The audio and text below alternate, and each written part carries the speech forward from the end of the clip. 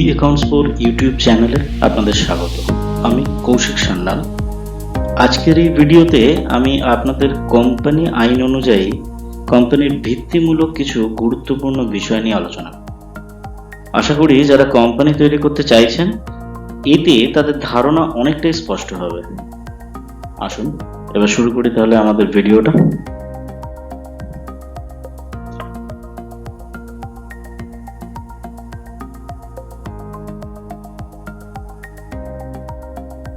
What is MCA? MCA কি? The Ministry of Corporate Affairs is an Indian government ministry. It is primarily concerned with the administration of the Companies Act 2013, the Companies Act 1956, the Limited Liability Partnership Act 2008, and other allied acts and rules and regulations formed thereunder, mainly for regulating the functioning of the corporate sector in accordance with law. It is responsible mainly for regulation of Indian enterprises in industrial and service sector. এর মানেটা কি দাঁড়ালো? এই যে MCA হলো Indian গভর্নমেন্টের, ভারতীয় গভর্নমেন্টের যতগুলো মিনিস্ট্রি আছে তার মধ্যে একটা হচ্ছে এমসিএ।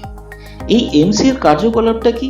কোম্পানিজ অ্যাক্ট 2013 বা পুরনো কোম্পানিজ অ্যাক্ট 1956 বা লিমিটেড লাইবিলিটি পার্টনারশিপ অ্যাক্ট 2008 এছাড়াও আরো যে বিভিন্ন রকম টুকরো বিভিন্ন রকম এদের অ্যাক্টস আছে, সেই অ্যাক্টগুলোর মধ্যে যে কোম্পানিগুলো বা যে প্রতিষ্ঠানগুলো রেজিস্টার্ড হয়ে আছে তারা আইন ভিত্তিকভাবে নিয়ম শৃঙ্খলা মেনে, মানে মিনিস্ট্রি অফ কর্পোরেট অ্যাফেয়ার্স এর নিয়ম শৃঙ্খলা মেনে তারা কাজগুলো করছে কিনা সেইগুলো জানার জন্য এই এমসিএ রেসপন্সিবল থাকে। এমসিএ এর কাজই হলো এই ধরনের কোম্পানিজগুলো তাদের কাজগুলো ঠিকঠাক আইন মেনে করছে কিনা, নিয়ম শৃঙ্খলা মেনে করছে কিনা সেইগুলো দেখার দায়িত্বই এমসিএ এর থাকে।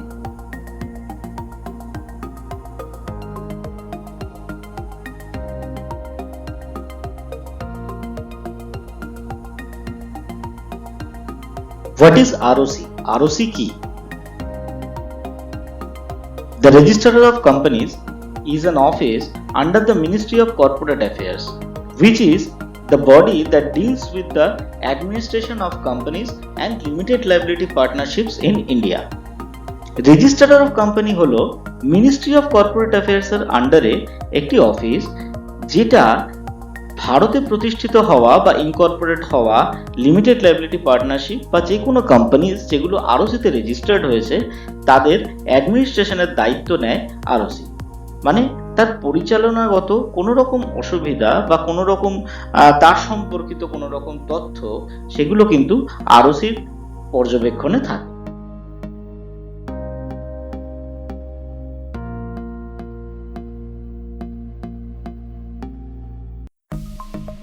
How many ROCs are there?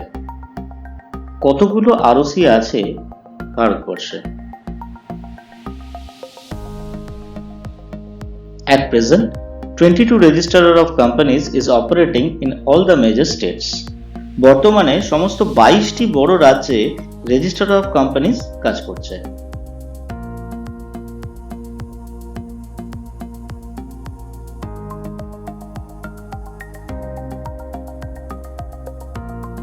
Functions of the ROC. আরওসির কার্যকলাপগুলো এবার একটু ছোট্টভাবে জেনে নেব। ROC takes care of registration of companies, also referred to as incorporation of the company in the country. দেশের মধ্যে মানে ভারতবর্ষের মধ্যে যে কোম্পানিগুলো রেজিস্ট্রেশন হবে বা ইনকর্পোরেট হবে তার দায়িত্ব থাকে আরওসি। বলা যেতে পারে আরওসি হলো যে কোনো কোম্পানি জন্মদাতা। যেরকম একটা ছোট্ট উদাহরণে বলি, একটা প্রপার্টিশিপ কনসার্ন শুরু হতে গেলে তার জন্য তার একটা নিবন্ধীকরণ লাগবে বা সেটাকে কোথাও রেজিস্টার্ড হতে হবে। তার রেজিস্ট্রেশনের দায়িত্ব কে নেয়? মিউনিসিপ্যালিটি, স্টেটের মিউনিসিপ্যালিটি। সেরকমই সেন্ট্রালাইজড হতে গেলে একটা কোম্পানি রেজিস্টার করতে গেলে তাকে আরওসির দ্বারস্থ হতে হবে। আরওসির কাছেই এমসিএ সম্পূর্ণ অথরিটি দিয়ে রেখে দিয়েছে একটা কোম্পানি প্রতিষ্ঠা করার জন্য। দ্বিতীয় নম্বর পয়েন্টে বলা হয়েছে it completes regulation and reporting of the companies and their shareholders and directors and also administrators, government reporting of several matters which includes the annual filing of numerous documents. এখানে কি বলা হলো এই কোম্পানিটা যেটা ইনকর্পোরেট হলো সেই কোম্পানি তার শেয়ার হোল্ডার, তার ডাইরেক্টর এবং তার অ্যাডমিনিস্ট্রেশনে যারা আছে তারা যে রিপোর্টিং গুলো করবে, তাদের যে ফরম্যাটস গুলো আছে সেই ফরম্যাটস গুলো বানিয়ে তারা রিপোর্ট করবে আরওসি কে। এখানে অনেক ধরনের নিউমারাস ডকুমেন্টস আছে, প্রচুর ডকুমেন্টেশনের পার্ট আছে, তার অ্যানুয়াল ফাইলিং আছে, এই সমস্ত কিছু রিপোর্ট কিন্তু করতে হবে আরওসি কে। একটা কোম্পানি কিভাবে পরিচালনা হচ্ছে, তার শেয়ার হোল্ডার এবং ডাইরেক্টররা কোম্পানিকে কিভাবে পরিচালনা করছে, কিভাবে কোম্পানিকে এগিয়ে নিয়ে যেতে চাইছে, তার সম্পূর্ণ রিপোর্ট কিন্তু আরওসি কে দিতে হবে।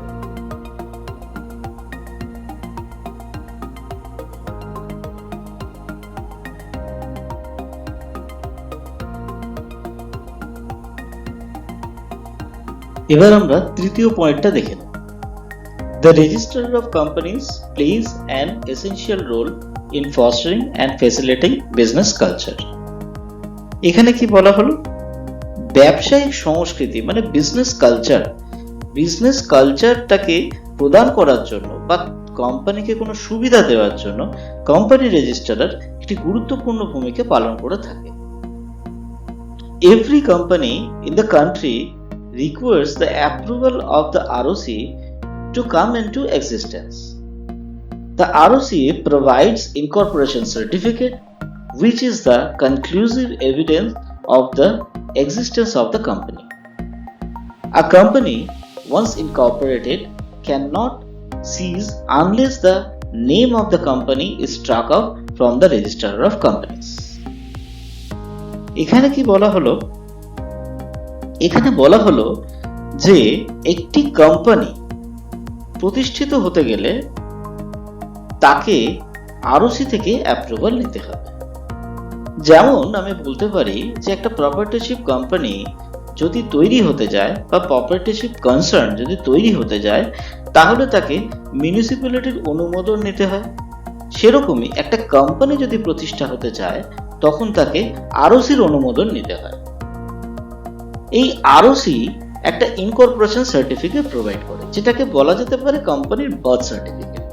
যেমন একটা প্রপার্টিশিপ কোম্পানি বা প্রপার্টিশিপ কনসার্ন যদি ওপেন হয় তাকে মিউনিসিপ্যালিটি থেকে ট্রেড লাইসেন্স দেওয়া হয়, সেটা যেমন একটা কোম্পানির বার্থ সার্টিফিকেট, সেরকমই ইনকর্পোরেশন সার্টিফিকেটটাও একটা বার্থ সার্টিফিকেট হিসাবে ট্রিট করা যেতে পারে কোম্পানির ক্ষেত্রে। যখন কোনো কোম্পানি এই আরওসির আন্ডারে রেজিস্টার্ড হবে সেই কোম্পানিটা কিন্তু ইচ্ছে করলেই তাকে সিজ করে বা বন্ধ করে দিতে পারবে না, যতক্ষণ না রেজিস্ট্রার অফ কোম্পানিজ এর রেজিস্টার থেকে মানে আরওসির নিজের রেজিস্টার থেকে সেই কোম্পানিটা স্টাক অফ করে দেওয়া হয়।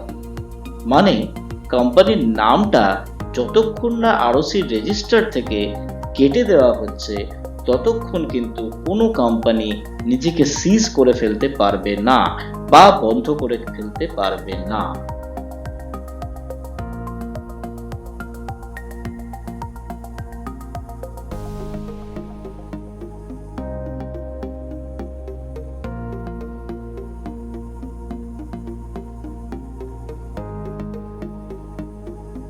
এর পরের পয়েন্টটাতে বলা হয়েছে among other functions it is worthy to note that the registrar of companies could also ask for supplementary information from any company.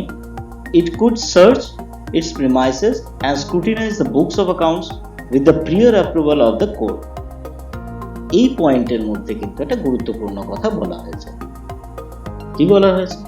অন্যান্য যে কাজগুলো আছে, আদার্স যে কাজগুলো আছে আরওসি, সেগুলো ছাড়াও রেজিস্ট্রার অফ কোম্পানি কি করতে পারে?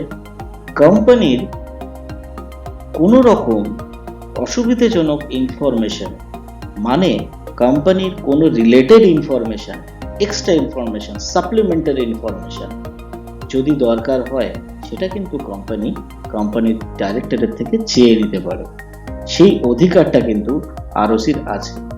কোম্পানি যদি কোনো অসাধু উপায়ের জন্য খোলা হয়ে থাকে তাহলে কিন্তু রেজিস্ট্রার অফ কোম্পানিটাকে বন্ধও করে দিতে পারে এবং তার ডাইরেক্টরের এগেনস্টে কেসও করতে পারে। এছাড়াও সেই কোম্পানির আরওসির কাছে অনেক দায়বদ্ধতা থেকে যায়। আরওসি যদি ইচ্ছা করে কোর্টের অ্যাপ্রুভাল বার করে সেই কোম্পানির রেজিস্ট্রার অফিস কিন্তু সার্চ করতে পারে এবং তার বুকস অফ অ্যাকাউন্টসের এন্টায়ার জিনিস কিন্তু চেক করতে পারে। সুতরাং সাবধানতা অবলম্বন করেই কোনো কোম্পানির কাজকর্ম করা উচিত এবং সেটা নিয়ম মেনে করা উচিত। Most importantly, the registrar of companies could also file a petition for winding up of a company.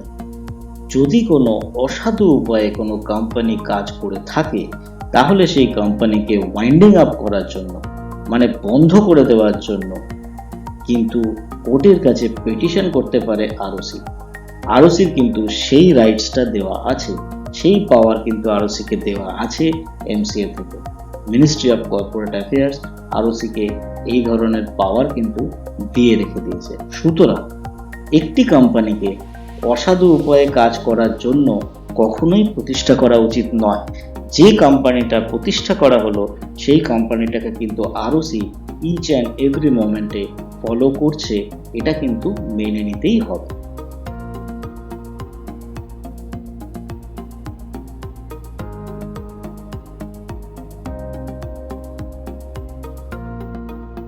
What is a digital signature?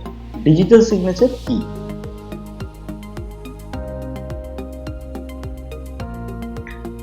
A digital signature certificate is a secure digital key that is issued by the certifying authorities for the purpose of validating and certifying the identity of the person holding this certificate. Digital signatures are used for a number of government's purpose like Provident Fund, Income Tax, e-tendering, GST, ROC, DGFT, document signing, Ministry of Corporate Affairs, trademark patent filing, e-procurement, etc. আমরা শুনেছি digital signature certificate. এই digital signature সার্টিফিকেটটা কি?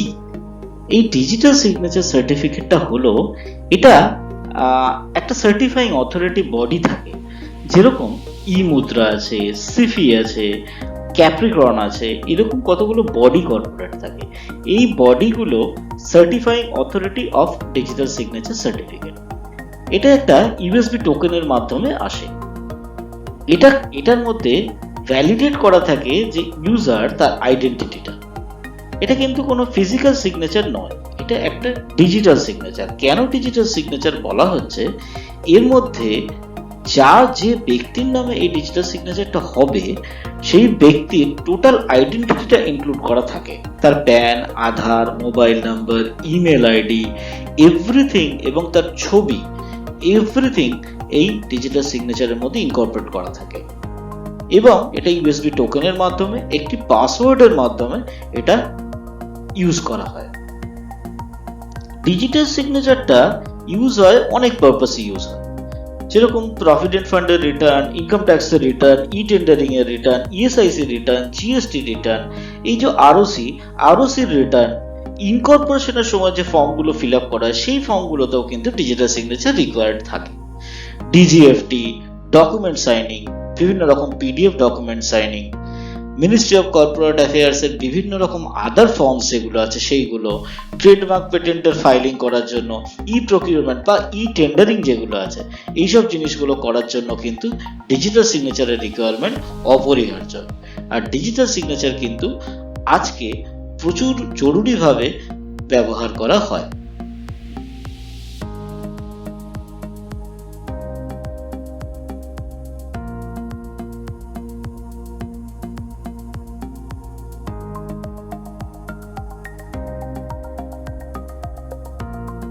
Definition of company. A company follows the provisions mentioned in the Companies Act 2013, which says that a company means a company incorporated under this act or any previous company law. In other words, a company is a legal entity which is formed by different individuals to generate profits through their commercial activities. Company কি? একটা company মানেটা কি? Companies act 2013 এ বলা হয়েছে যে company মানে হলো সেই প্রতিষ্ঠান যেটা কোম্পানিজ অ্যাক্টের আন্ডারে ইনকর্পোরেট হয়েছে, মানে এই কোম্পানিজ অ্যাক্টের আন্ডারে প্রতিষ্ঠিত হয়েছে এমন একটা অর্গানাইজেশন, সেটাকেই বলা হয় কোম্পানি। কোম্পানিটা কি? একটা লিগ্যাল এন্টিটি। যেহেতু এটা আরওসি আন্ডারে তৈরি হচ্ছে, সেহেতু এটা একটি লিগ্যাল এন্টিটি হয়ে যাচ্ছে, যেটা প্রফিট জেনারেট করবে, মানে রেভিনিউ জেনারেট করবে তার কমার্শিয়াল অ্যাক্টিভিটিস থেকে, তার বিজনেস থেকে সে প্রফিট জেনারেট করবে। মানে বিজনেস থেকে প্রফিট জেনারেটকারী একটা প্রতিষ্ঠান যেটা কোম্পানিজ অ্যাক্ট 2013 এর আন্ডারে রেজিস্টার্ড হয়েছে বা ইনকর্পোরেট হয়েছে, এমন একটি প্রতিষ্ঠানকেই কোম্পানি বলা যাবে।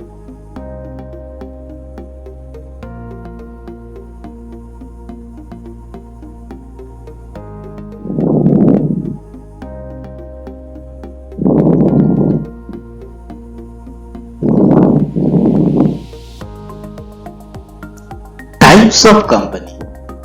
কি কি ধরনের কোম্পানি হতে পারে?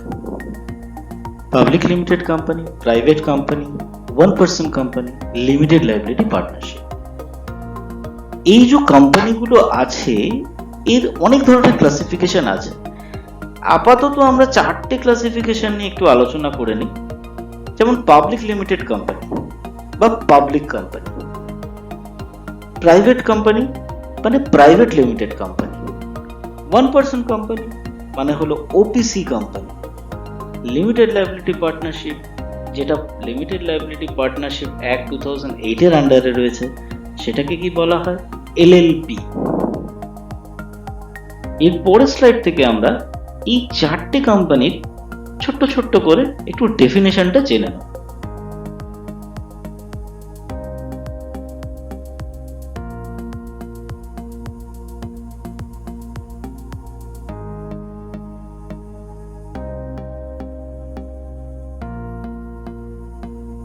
Public company.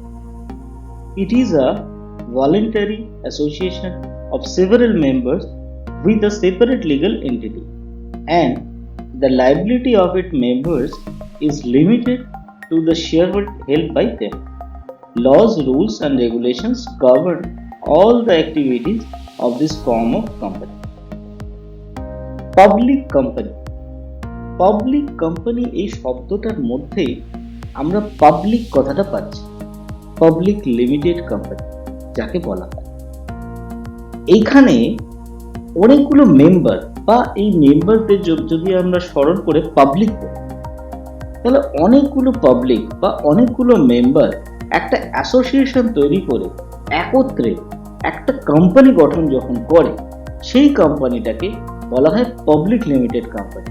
অবভিয়াসলি এই কোম্পানিটা আরওসিতে রেজিস্টার্ড হতে হবে, তবেই তাকে পাবলিক লিমিটেড কোম্পানি বলে আখ্যা দেওয়া যাবে।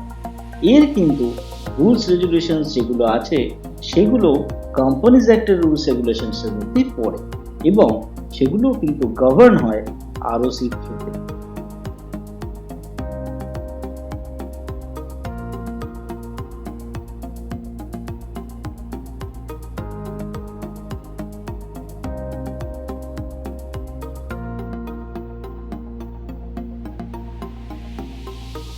Private company.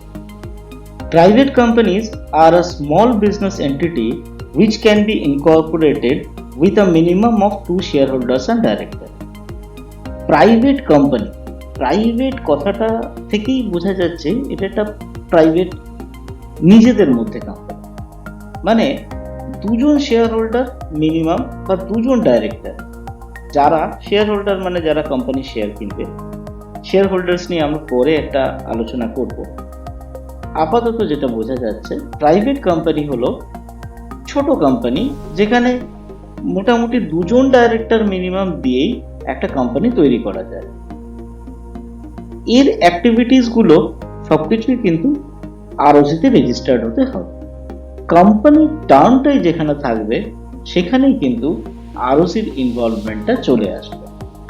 সুতরাং সেটা প্রাইভেট লিমিটেড বা পাবলিক লিমিটেড হোক, ওপিসি হোক বা এলএলপি হোক, যে কোনো কোম্পানি টার্মটা থাকলেই সেটা আরওসিতে রেজিস্টার্ড হতে হবে। তাহলে প্রাইভেট কোম্পানি হয়ে গেল private limited company.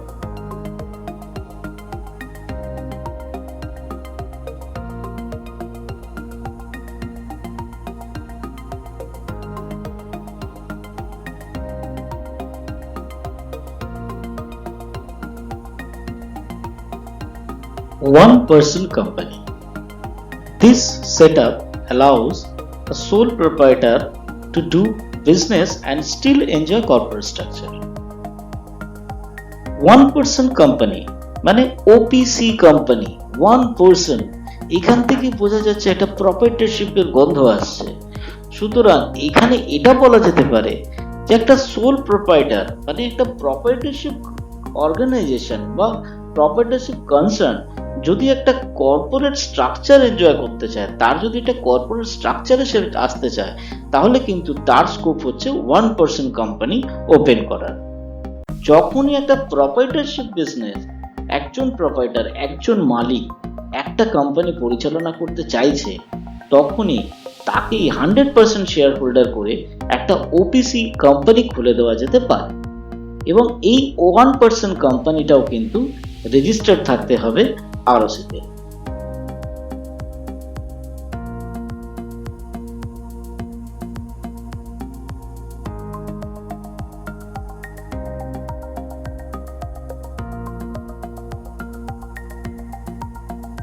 Limited liability partnership. As per the Companies Act, this form of business enjoys the advantages of both a company and a partnership. It is easy to incorporate and manage with limited liability to the owners. Limited liability partnership. এই কথাটার মধ্যেই হচ্ছে liability is limited আর partnership. যে পার্টনারশিপের লাইবিলিটিটাকে limited করে দিয়ে companies অ্যাক্টে register করা হচ্ছে, সেটাই হচ্ছে limited liability partnership. Limited liability পার্টনারশিপটা হচ্ছে পার্টনারশিপ ফার্ম যেটা আছে, সেই পার্টনারশিপ ফার্মেরই একটা কর্পোরেট স্ট্রাকচার। মানে একটা পার্টনারশিপ ফার্মকে যদি কোম্পানিজ অ্যাক্টের আন্ডারে রেজিস্টার করে দেওয়া হয়, তখনই কিন্তু সেটা লিমিটেড লাইবিলিটি পার্টনারশিপ হয়ে যাচ্ছে। এটা ইনকর্পোরেট করাও অনেক সহজ, এটাকে ম্যানেজ করাও অনেক সহজ এবং এতে যারা ওনার থাকবে মানে যারা পার্টনার থাকবে তাদের লাইবিলিটিটাও কিন্তু অনেক কম থাকবে rather than a company incorporated under ROC as private limited company বা public limited company. Public limited company বা private limited company, OPC company, এগুলোর থেকেও কিন্তু লাইবিলিটি লিমিটেড থাকছে এই লিমিটেড লাইবিলিটি পার্টনারশিপে। মানে এই ডিউ ডিলিজেন্স গুলো আরওসিতে অনেক কম।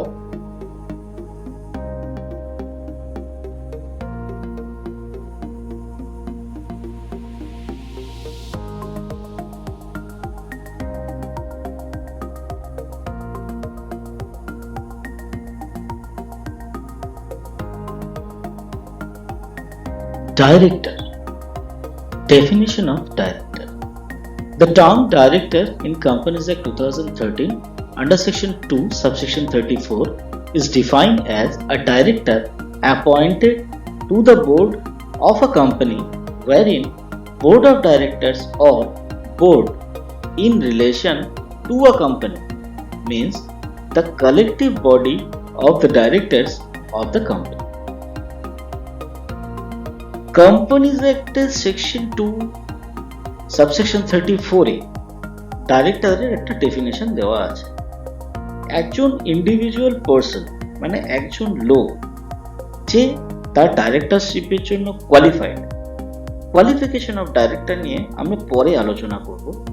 আপাতত এটা জানি একটা কোয়ালিফাইড লোক যে ডাইরেক্টরশিপের জন্য কোয়ালিফাই করছে, এরকম একজন লোককে যদি একটা বোর্ডের মাধ্যমে কোম্পানিতে অ্যাপয়েন্ট করা হয়, তাকে সেই ডাইরেক্টর পদটা দেওয়া হয়, তবেই তাকে বলা হয় বোর্ড অফ ডাইরেক্টরসের একজন ডাইরেক্টর। একটা কোম্পানিতে ডাইরেক্টর হতে গেলে তাকে কিন্তু একটা আইডেন্টিফিকেশন নাম্বারও নিতে হয়, সেই নাম্বারটাকে বলা হয় dean number.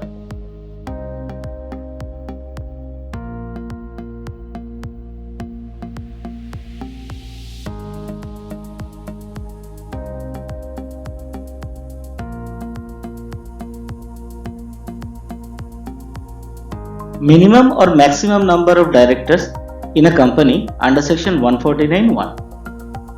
Under section 149(1) of the Companies Act requires that every company shall have a minimum number of 3 directors in case of a public company, 2 directors in the case of a private company, and 1 director in the case of a one-person company. A company can appoint maximum 15 directors. A company may appoint more than 15 directors after passing a special resolution in general meeting, and approval of central government is not required.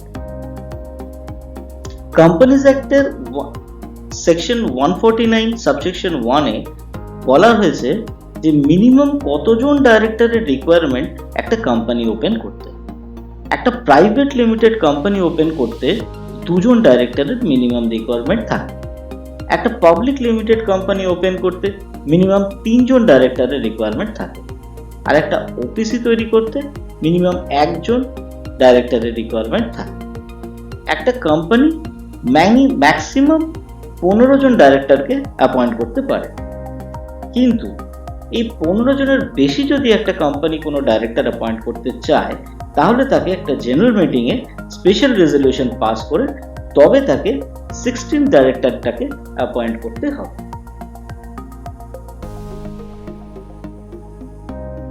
এতক্ষণ আমরা company সম্পর্কে কিছু basic আলোচনা করে নিলাম, তবে আমরা company সম্পর্কে আরো নতুন কিছু ভিডিও আপলোড করব। সেগুলো পাওয়ার জন্য অবশ্যই আমাদের চ্যানেলটিকে সাবস্ক্রাইব করুন।